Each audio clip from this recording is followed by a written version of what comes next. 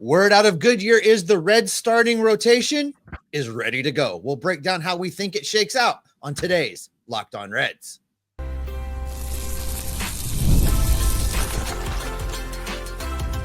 You are Locked On Reds, your daily Cincinnati Reds podcast, part of the Locked On Podcast Network, your team every day. Welcome into Locked On Reds. My name is Jeff Carr. His name is Steve Offenbaker, and we are lifelong Cincinnati Reds fans and have been podcasting about this team for a combined 14 years, and we are glad that you are alongside us here today. Locked On Reds is part of the Locked On Podcast Network. We are your team, your Cincinnati Reds, every single day. Shout out to our everydayers out there. So glad that you can be along with us on this wonderful Wednesday where it pretty much seems like the starting rotation is ready to go. We'll discuss that here to begin today's show. Also, it feels like the Reds' pitching depth is better than it's been in years past, at least, knock on wood. We'll discuss that here coming up in a few minutes. And, of course, we are Joe Morgan days away from opening day. We'll discuss the best second baseman to ever do it later on in today's show. That's all brought to you by GameTime. Download the GameTime app today, create an account, and use the code LOCKEDONMLB for $20 off your first purchase. All right, Steve, where we're going to start, though, today is with Andrew Abbott and why the rotation is set, because Andrew Abbott pitched on Monday. He threw 50 pitches, and he says that, quite frankly, all he's got to do is go out one more time, throw 75 pitches. He's ready to go, man. Yeah, he came off of that start saying he feels good. He had 3 up and down innings, looking to push that out to a fourth, again, about 75 pitches. As long as that happens, I think he's pretty much a lock to break camp with this team, go to Cincinnati and be the 5th starter. And 5th starter because he's not going to quite be stretched out. That could buy him an extra week of bullpens and side sessions depending on the off days so that he doesn't have to pitch through the second turn of the rotation anyway. I think it's going to allow him to get ready, and then whoever is that long man in the bullpen, whether it's Graham Ashcraft, we've talked about that, it seems not as likely that it's going to be him right now, or if it's Carson Spiers, who answered our questions as well in that same game with Andrew Abbott. Spiers comes in and pitches several strong innings and looks like he's ready to be a long man in the bullpen. So with that, I think it sets the rotation, Jeff, because now Andrew Abbott can slot into that 5th spot when they need it. And we've already kind of known what the other 4 look like. So Andrew Abbott was really the question mark. And as far as who was going to be the final guy in this rotation, it's going to be Andrew Abbott. I think he looked good. He sounds ready. Let's get to Great American Ballpark. Let's go. Yeah, I think early on in camp, there were a lot of questions surrounding that 5th spot in the rotation because of Rhett Lauder. But Rhett Lauder has not pitched in a game yet, and he is going to be a little bit further back to get ready for the season because of his elbow injury, because they were bringing him along slowly, making sure that it did not become more than it already was. They were saying it was like a strain, but it was nothing close to Tommy John or anything like that. So they want to keep it that way, and I applaud how they've handled that. But you're not saying that Chase Petty is going to be on the opening day rotation. You're not saying Chase Burns is going to be on the opening day rotation.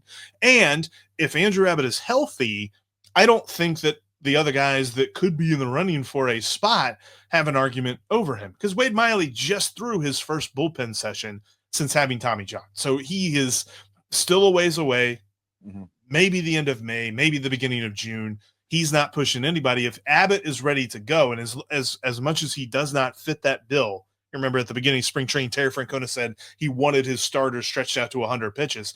Andrew Abbott's not going to fit that, but he's going to give the Reds, I would expect, 4 to 5 strong innings on April 1st, I believe. I was trying to look at the calendar there to see exactly when the first day that they would need that number 5 starter. I think it'll be the second time through the rotation, Jeff, because they get Friday off because of the opening day quirkiness, right? They always leave that Friday open in case there's a rain out on the first day of the season. So they have that off day. As long as they go on Thursday, I don't think they'll need Andrew Abbott until the second time through. I think that's how it shakes out. unless they do want to keep it to, even though there's an off day, we're just going to keep it 1 through 5 period. But even then, that still is a pretty favorable thing. They could get one more outing in a minor league game or something like that with Andrew Abbott in it, and they would have an extra bullpen spot for the first couple of days of the season, which would make that interesting. We'll talk about the bullpen on tomorrow's episode, but I find it intriguing. I'm very glad to see this because to me, and it's not a reflection, like you mentioned, the 5th spot is not a reflection on how they power rank their own pitching staff. It is a reflection on who is the most ready. I think by the end of the season, Andrew Abbott's got a really good shot to be the number 3 guy in this rotation. Oh, I think all things being equal, everybody's healthy, everybody's equally stretched out. He's the number 3 guy right now. Maybe it's Brady Singer. Maybe you have that conversation. I don't think it's Nick Martinez. I think he's the 4th guy in this rotation, just based on here's your chance to be just the starter. Go, let's see what you do. He was lights out, but in a hybrid role last year. So let's talk about where we are, Jeff, because what we know that is on March 27th, Great American Ballpark. Yeah.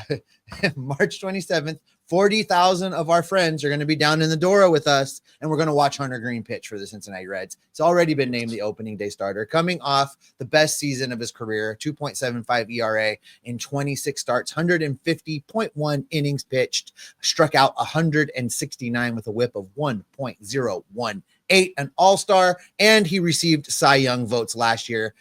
He turned the corner. He became the ace we were looking for, however you want to fold that into one of your Star Wars references.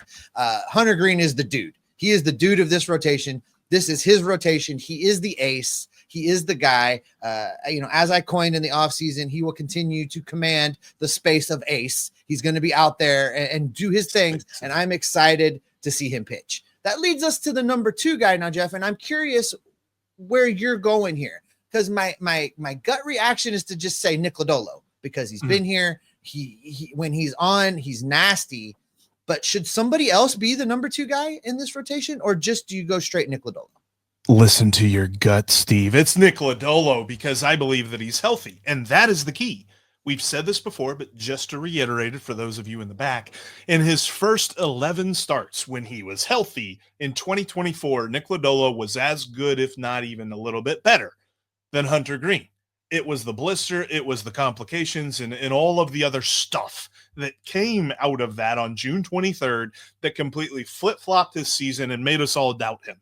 But those first 11 starts, just so you know, in case you forgot, 2.76 ERA. He had 70 strikeouts in 65 1/3 innings, 15 walks. We're talking about a really, really good pitcher, and I think that's what we're gonna see. I think his breaking ball has been getting more crisp as spring training has gone along. He's going to be ready to go for that March 29th game 2 against the Giants. And I think he is going to remind everybody, yeah, Nick is back and he's ready to pitch. I think it is a clear, and we're going to see early on, in my opinion, we're going to see early on the return of ace 1A, 1B. It's not even going to be 1-2. It's going to be we got 2 dudes leading this rotation. We're ready to roll. Well, if we're doing that, and I agree with everything you just said. I'm not going to rehash that. And if we follow that logic, then I think it's very easy then to say Brady Singer is the number 3 guy right now. They brought him in the Jonathan India trade to be a reliable veteran stabilizing presence to this Reds starting rotation. Last year in Kansas City, 3.1 in WAR, 179 and 2/3 innings pitched in 32 starts. Jeffrey, is that legal? Can a starting pitcher make more than 30 starts in a season? I didn't know that was something. I didn't know that was something you could do. I had forgotten. But nevertheless, he's done it. And the year before, he pitched 29. So he is Mr. Reliable. Heading into his age 28 season, I think he's going to be exactly as advertised for this Reds rotation. He's going to be reliable. He's going to be out there every 5th day. He's going to be the guy that eats some innings and is a veteran presence and just kind of is a good middle of the rotation dude. I think that having him in there helps this bullpen a guy that's going to be out there and eating innings and getting his work in. I liked this deal when it got done with Kansas City, and I'm looking forward to watching Singer pitch as a member of the Reds, number 3 in the rotation. And I think that Nick Martinez slots in at number 4, but it's not because it's like, oh, he's really not that great. It's just the Reds rotation is very solid right now. And Nick Martinez is a guy that doesn't have a long track record as a starting pitcher and going crazy, but there's something about that 11-game sample size. Just like I mentioned with Nick Lodolo in his great 11 games, the last 11 games pitched for Nick Martinez in 2024 were all starts. And in those 11 games pitched, he had 63 1/3 innings with a 2.42 ERA, 8 walks. He had less walks than starts, Steve, in this day and age of pitching. And I love that part of it. But everything else, he limited the hard contact. Guys were not putting the ball in play with a lot of confidence against Nick Martinez. I don't know that we can expect a 2.4 ERA this season. If we do, then we got to rehash these rankings. But I think that we're going to see a very viable pitcher every 5 days out, which leaves us with Andrew Abbott at number 5, but we already mentioned why. It's just because that's where he is stretched out to. I think that these rankings shuffle a little bit during the season. But to start opening day, you got Greene, Lodolo, Singer, Martinez, Abbott. That's a pretty good 1 through 5. It is a really, really good 1 through 5. And here's some good news, Jeff. Unlike other years, if something goes wonky, the Reds actually are positioned with some depth that is pretty good, at least on paper. We're going to talk about that coming up next. Get the supplies you need from the site that's made for the skilled trades. Supply House. Whether you're in plumbing, HVAC, or electrical work, Supply House is the reliable way to order products online.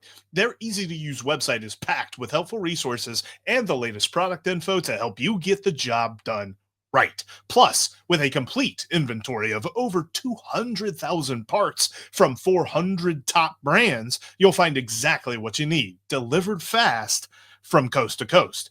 Need help with an order? Supply House offers expert support and industry-leading service, so you'll always talk to a real person. And for trade pros looking for an extra edge, their free Trade Master program offers exclusive perks like a dedicated phone line, free shipping, and discounts on every order. Thousands of skilled professionals are already taking advantage. Now it's your turn. Join the Trade Master program today at supplyhouse.com/TM and start ordering plumbing, HVAC, and electrical supplies with just a few clicks. Plus, use the promo code SH5 for 5% off your first order. That's supplyhouse.com. And the best way to get down to the ballpark, to get down to the stadium, to get down to the arena is with GameTime. You got to download the GameTime app today. You can create an account and use the promo code LOCKEDONMLB to save $20 off your first order, which is going to be great because GameTime offers the best prices on tickets anywhere on the web. They are designed so that the closer that you get to the beginning of your event, the better the prices are. I actually just used GameTime. I'm getting ready to go to San Francisco to follow the Reds to play the Giants after, the Giants play here in Cincinnati. And I got a couple of great deals through GameTime. Check them out. They're the best way to get down to a Reds game. Or if you're on the road checking out the Reds in a new ballpark, GameTime's going to help you out there too. Check them out. That's GameTime with the promo code LOCKEDONMLB for $20 off your first purchase. They've got the last minute tickets at the lowest price. Guaranteed. If you can't catch us here on YouTube, you can take us on the road with you. We are available on quite literally every single audio podcasting platform that's out there. If you find one we're not on, let Jeff know. He'll make it happen for you. I'd be shocked if you can find one. You can take us in the car with you. You can take us to the gym, take us on the road so that you never miss an opportunity to hear a little Cincinnati Reds baseball talk, because we love talking Reds baseball with you. All right, Jeff, we talked about the starting rotation and it looks good. And there are a lot of honorable mentions. There is a lot of talent just waiting in the wings as far as starting pitching goes. The Reds are in a unique position, to them anyway, a position they've not been in quite some time, where there are some reserves. There are some guys waiting in the wings that if something goes wrong, you can call those dudes up and there's not a lot of drop off, at least from a talent standpoint, that would keep the Reds from competing, is what I'm saying. No, and I agree, and it starts with Carson Spiers. Carson Spiers is the kind of guy that you can kind of rely on in the Nick Martinez role from last year. He's going to be a multi-inning relief pitcher when the starting rotation is healthy, and then whenever you got a guy that needs a day, maybe you got to scratch him for something, but maybe he doesn't hit the IL, you can bring in Carson Spiers to get the start, and he'll give you 4 to 5 really solid innings. He's not a guy that's going to really push any of these 5 guys out, but he is going to be a break glass in case of emergency pitcher. And I want to remind everybody, because his season stats were not inspiring last year, 5.4 ERA, but we're talking about a lot of sample sizes on this episode. And in the first 12 games that he pitched of the season, he had 7 starts. And in those 12 games, he had 57 2/3 innings pitched with a 3.59 ERA, with 50 strikeouts in those 57.2 innings pitched. And he's looking pretty solid this spring. As we mentioned, his most recent outing, 5 innings, 1-run baseball. I think he's going to be a guy that the Reds can kind of lean on in some tough spots. And I like looking at strikeouts per 9, walks per 9. And even with that high ERA, he was striking out nearly 8 batters per 9, and he was walking less than 3 at 2.7. So he wasn't pitching bad. I think he was a little bit unlucky. I think he had some games that got away from him that inflated that ERA a little bit. But I think you're absolutely right about what Carson Spiers' role is going to be. And that is not to take away from saying somewhere in this pyramid is Graham Ashcraft able to do some of the same things. Once he gets in shape, apparently, he'll be able to eat multiple innings and either do it from the bullpen or make an emergency start. So there's 2 guys that can fill that role. And I think that's amazing. And then looking beyond that, Jeff, once he's through this throwing program, Rhett Lauder is your 6th pitcher in the Reds rotation. He is your guy that will come up whenever there needs to be a couple starts replaced or filled. That's going to be the dude. It's going to be Rhett Lauder. He definitely showed us last year in his emergency call up that he has what it takes to come up and stick. There was a couple things he needed to work on in the offseason. I believe that he's done that. I believe that he is doing that right now. And I think he's a very valuable 6th guy to have just kind of floating around out there to supplement the Reds rotation as needed. And we've talked about this. There are a couple dudes, Nick Lodolo especially, that they're going to have to find a spot in the season where he misses some turns, because he's not going to be able to go from what he's been doing to pitching all the way through the season, all the way into the postseason. His arm's going to run out of gas. That's what's going to happen. So the Reds are going to have to find a spot to kind of let him skip turns. And Rhett Lauder is so valuable just for that. Yeah, and I think it's interesting that MLB The Show actually had him in the top 5 Reds as far as like overall ratings go. So there's some people out there on the outside looking into Cincinnati that see Rhett Lauder as a really talented piece for this team, not just for the future, but for this season. But, oh, by the way, the Reds are pretty talented in the future of the pitching staff as well, and we're going to see some of those guys this year. And they're the Chase and Chase, the law firm of Chase and Chase. You got Burns and Petty, that we're going to see those guys at some point this year. I think Burns is probably later than Petty. Petty got to AAA last year, made a couple of starts, so he'll pitch in Louisville a bit. I have no doubt that he is just going to show up and be ready to go, and he's going to be knocking down the door to get that call-up. Do you rank him number 7 right now? If Rhett Lauder is pitcher 6, is Chase Petty already pitcher 7? I think just as far as like bona fide starting pitchers, if we're cutting Spiers and Ashcraft out of it, then yes, I agree. All right. I think and I mean, we're going to finally get to grade the Sonny Gray trade, right? Like we're kind of excited about this. So we've been talking about, it's not as if we talk about the Sonny Gray trade every day, but when you thought about the Sonny Gray trade, you're like, no, boy, they traded for this minor league guy that we still ain't seen yet. This is going to be the year that we see Chase Petty. But Chase Burns is a guy that whenever the Reds drafted him last year, everyone immediately compared him to Rhett Lauder, immediately said he's better than Rhett Lauder with his stuff. Rhett Lauder's a much better pitcher when it comes to command and location, but stuff-wise, Chase Burns has the stuff to be an ace. How does he develop? I think he begins in AA. Maybe they do what Rhett Lauder did and they put him in Dayton for like 1 or 2 games, but I think that's what I think happens. It's either that or Chattanooga. You think Dayton to start? I think a couple starts in Dayton and then on to Chattanooga. I think that's how it'll go. Yeah, because he's really, really good. He's starting at a baseline that's much higher than a lot of guys that are in the Reds farm system. But oh, by the way, the Reds have a lot of very interesting arms in their farm system as well. We won't see Julian Aguiar or Brandon Williamson this year, but because of the young guys that they have coming behind them, the Reds pitching depth is just looking so good now and in the future. Trust me, I get it. Like, we've been doing the podcast for everydayers that got a little bit tired about hearing how dire the outfield situation is. We're talking about pitching now, boys, and pitching is good. Pitching is good. And I think with Chase Burns, Jeff, rather than rating him 8th, I'm going to bump him down to 10th. I'm going to say he's 10th, and let me tell you why. Before he gets an emergency call-up, and it would be an emergency call-up, just like Rhett Lauder was. It would be an emergency call-up because you ran out of arms. Before that happens, they will have tried to stretch out Carson Spiers and Graham Ashcraft and put them back in the rotation. They'll do that before they emergency call up Chase Burns. Chase Burns won't be ready for this rotation until, much like Rhett Lauder, August, September. But here's the cool part of it. I put him 10 because that's a complete turnover of the rotation. If we're getting to that point, it's a complete turnover of the rotation. That's worst case scenario. And the Reds can weather it where they couldn't weather it last year. Remember, there was a time last season when all 5 guys that were in the starting rotation were no longer around. They were either injured or traded. So we've got 10. We've got 10 bona fides that can pitch a little bit at the major league level. It makes me feel really good heading into the baseball season. But wait, there's more. When you said you were ranking him 10th, I thought you were going to say this name because there's Wade Miley waiting in the wings. He threw his first bullpen session on Tuesday. I saw that report. Or yesterday, depending on when you're listening to this. And he is slated for a late May, early June return from Tommy John surgery. Now, we are talking about a guy that's a little bit past his prime and in the later stages of his career. So what is he going to look like? That's the big question mark. But when we're getting down to the... If I could just ask you to clarify, is that timeline late May, early June to actually be ready to pitch in the majors, or is that when he would be ready to be sent out on rehab starts? That's to be ready to pitch in the majors is what I have heard.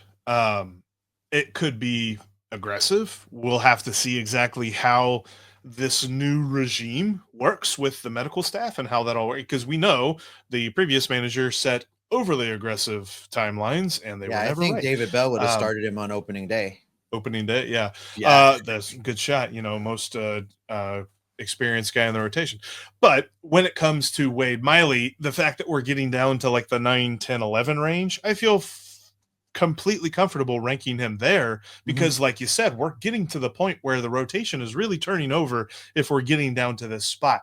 I would expect Wade Miley to make somewhere around 10 starts this year, if that, like 5 to 10 starts, and that's all they should need out of him. Right. And he's another dude, much like I said with Rhett Lauder, he's another arm that you could use to buy yourself postseason starts out of Nick Lodolo, postseason starts out of Andrew Abbott by slotting these guys in and running a little ferry service between Louisville and Cincinnati. And if managed correctly, you could head into October baseball with everybody still having 4, 5, 6 starts left on their arms. And that would be amazing. I know that there's some folks that are probably thinking, well, boys, we're talking about playing chess now, and the Reds have been playing checkers for years, but Terry Francona's in the building. He knows how to play chess. That's the difference. Yep. He knows how to play chess, and I'm excited about this. He's got a lot to work with when it comes to the pitching staff. But you know what, Steve? The best second base. I mean, the Reds have been graced by a lot of talent in their history, including the best second baseman ever. Talking about that coming up next.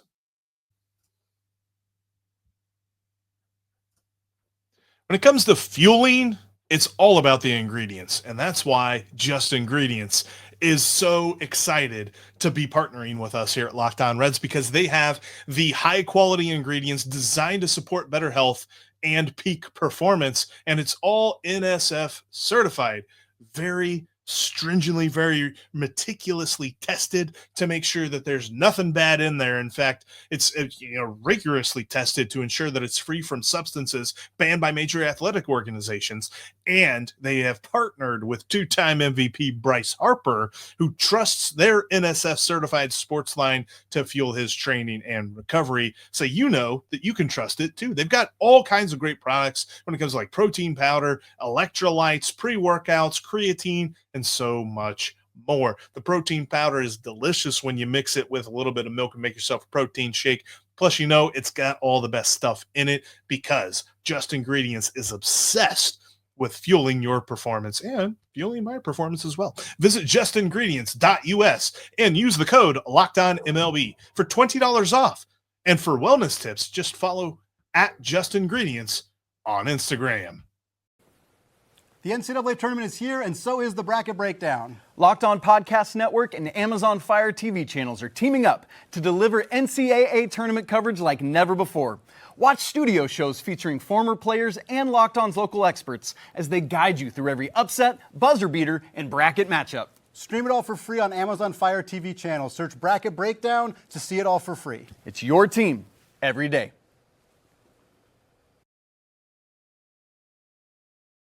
Shout out to our everydayers. Appreciate you all being a part of the show. If you're not an everydayer, subscribe on YouTube and your favorite podcasting app. We would love to have you join us.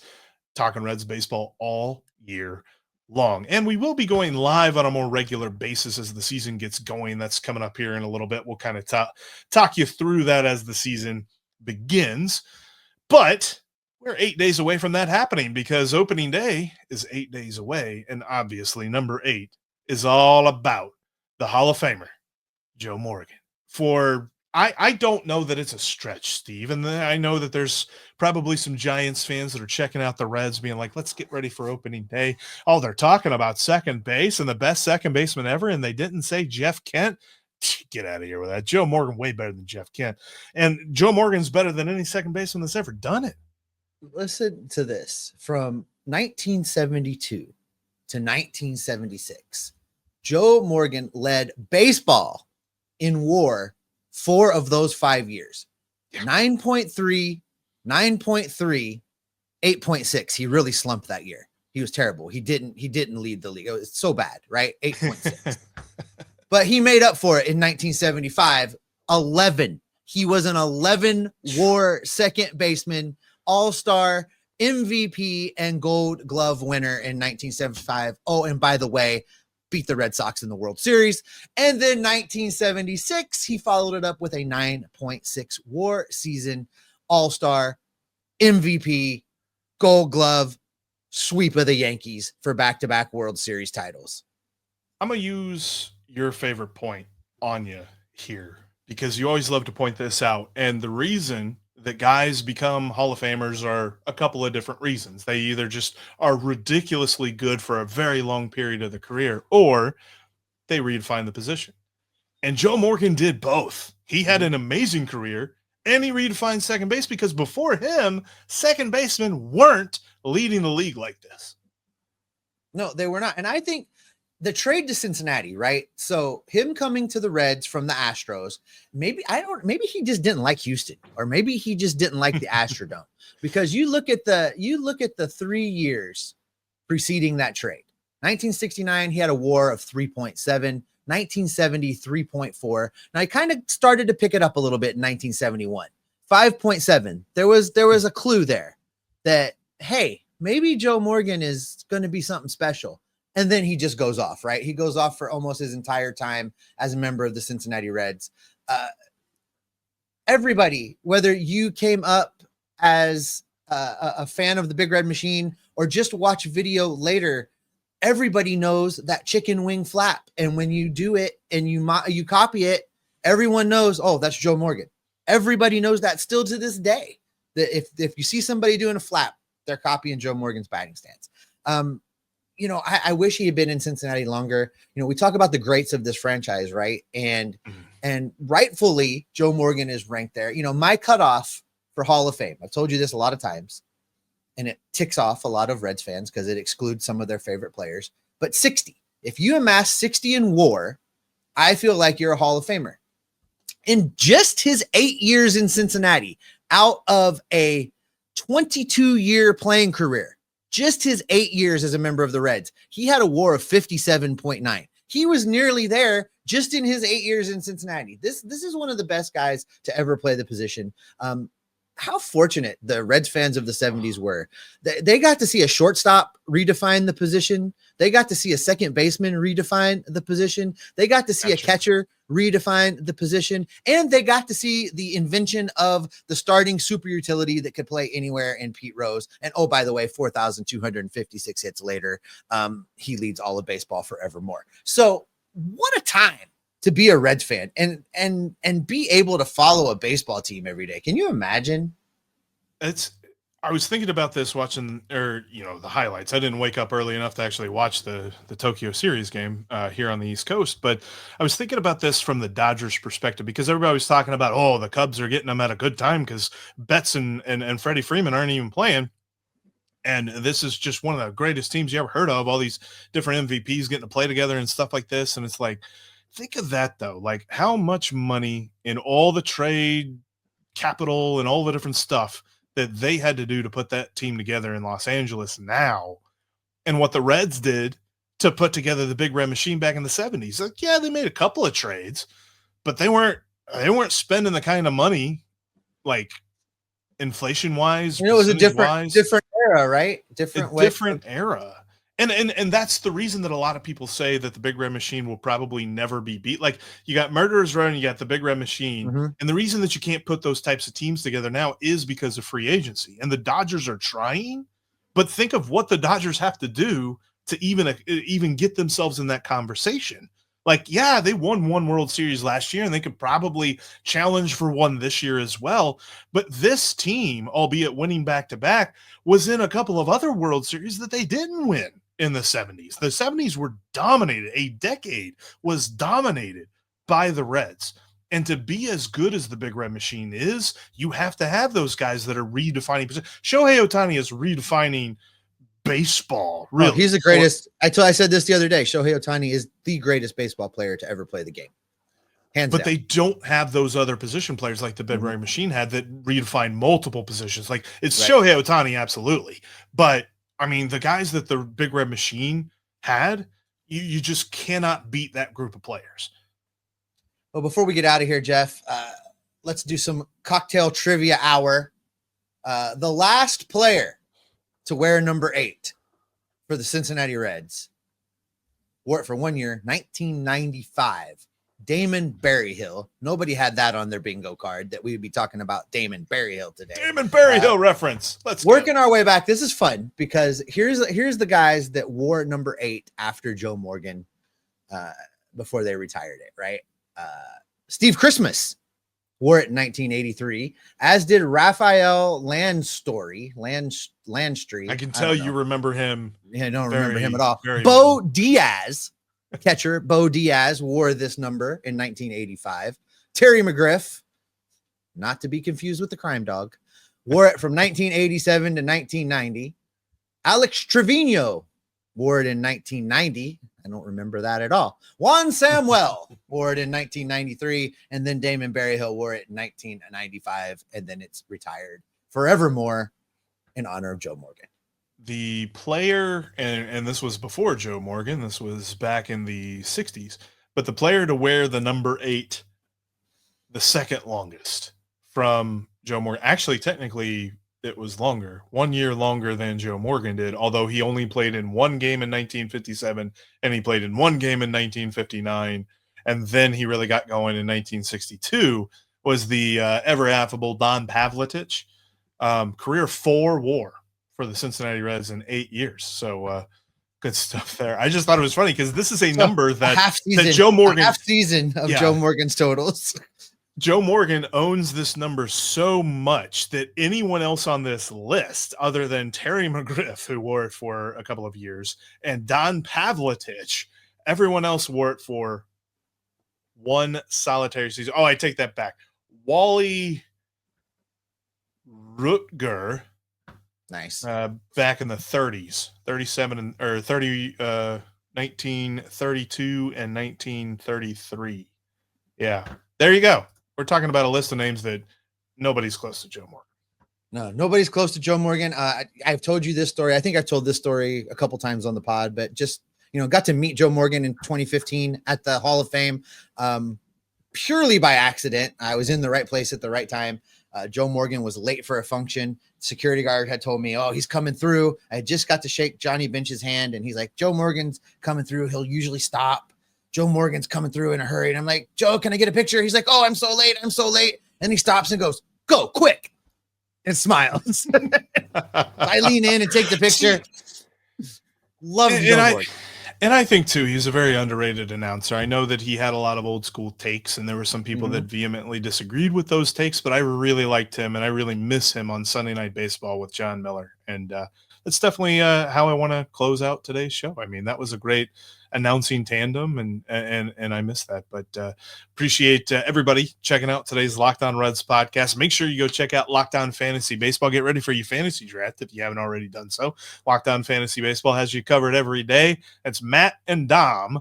Locked On Fantasy Baseball is wherever you get your podcast, just like Locked On Reds. But that'll do it for us here today.